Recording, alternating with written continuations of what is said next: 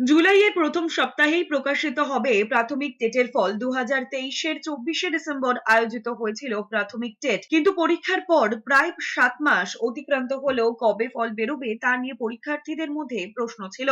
অবশেষে প্রাথমিক শিক্ষা পর্ষদ জানিয়েছে সামনের মাসে প্রথম সপ্তাহে ফল ঘোষিত হবে।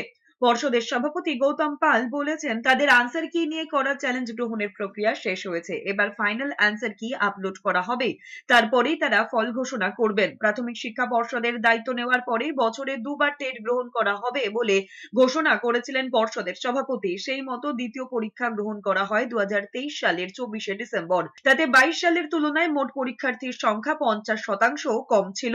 7ই মে পরীক্ষার আনসার কি প্রকাশ করে প্রাথমিক শিক্ষা পর্ষদ। যদি কোনো প্রশ্নের সঠিক উত্তর নিয়ে কোনো পরীক্ষার্থীর দ্বিমত থাকে সেক্ষেত্রে চ্যালেঞ্জ করার সুযোগও দেওয়া হয়েছিল। অভিযোগ জানানোর সময়সীমা নির্ধারিত হয়েছিল 10ই মে থেকে 9 জুন মধ্যরাত পর্যন্ত।